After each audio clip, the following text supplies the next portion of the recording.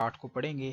اور سبق شروع کرنے سے پہلے میں آپ سے گزارش کروں گا کہ آپ اس چینل کو سبسکرائب کر دیجئے اور بیل آئیکن پر کلک کر دیجئے تاکہ آنے والی ہر نئی ویڈیو کا نوٹیفیکیشن آپ کو مل سکے۔ سبق نمبر 8 کا نام ہے کھڑی حرکات۔ کھڑی حرکات کیا ہوتی ہیں، کیسے پڑھتے ہیں، انشاءاللہ بھی ہم سیکھیں گے۔ سب سے پہلا سوال ہے کہ کھڑی حرکات کسے کہتے ہیں؟ کھڑا زبر، یہ جو آپ یہ ریڈ لائن کے اوپر دیکھ رہے ہیں، یہ چھوٹا سا بنا ہوا سائن، اس کو ہم کھڑا زبر بولتے ہیں۔ کھڑی زیر، یہ آپ لائن کے نیچے دیکھ رہے ہیں جو سائن بنا ہوا ہے، اس کو ہم کھڑی زیر بولتے ہیں۔ اور یہ جو آپ دیکھ رہے ہیں الٹے پیش، یعنی کہ یہ لائن کے اوپر جو انورٹیڈ پیش بنی ہوئی ہے، الٹی پیش، اس کو ہم کھڑی حرکات کہتے ہیں۔ یعنی کہ کھڑا زبر، کھڑا زیر اور الٹے پیش کو کھڑی حرکات کہتے ہیں۔ سوال نمبر 2، کھڑی حرکات کس کے قائم مقام ہے، کس کے ایکول ہوتی ہیں؟ تو کھڑی حرکات حروف مدہ کے قائم مقام ہیں، اس لیے کھڑی حرکات کو بھی حروف مدہ کی طرح ہی ایک الف اور 2 حرکات لمبا کر کے پڑھا جاتا ہے۔ یعنی کہ کھڑی حرکات اور حروف مدہ کو لمبا کرنے کی جو مقدار ہے وہ برابر ہوتی ہے، تو اس لیے دونوں کو ہم ایک جیسا ہی لمبا کریں گے۔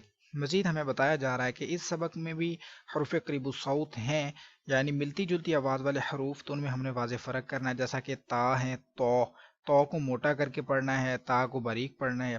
باریک تا کو اگر ہم پڑھتے ہیں ساتھ میں تو کو بھی باریک ہی پڑھ دیتے ہیں تو پھر دونوں حروف مل جائیں گے، پتہ نہیں چلے گا ہم نے تو کو پڑھا ہے کہ تا کو پڑھا ہے۔ تو حروف قریب الصوت کے متعلق آپ پہلے ہی سبق نمبر 4 میں پڑھ چکے ہیں۔ ابھی انشاءاللہ ہم سبق نمبر 8 کو شروع کرتے ہیں۔ غور سے سنیے کہ اس کو ہم درست انداز میں کیسے پڑھ سکتے ہیں۔ اعوذ باللہ من الشیطان الرجیم، بسم اللہ الرحمن الرحیم۔ تا کھڑا زبر تا، تا کھڑا زیر تی، تا الٹا پیش تو، تا تی تو۔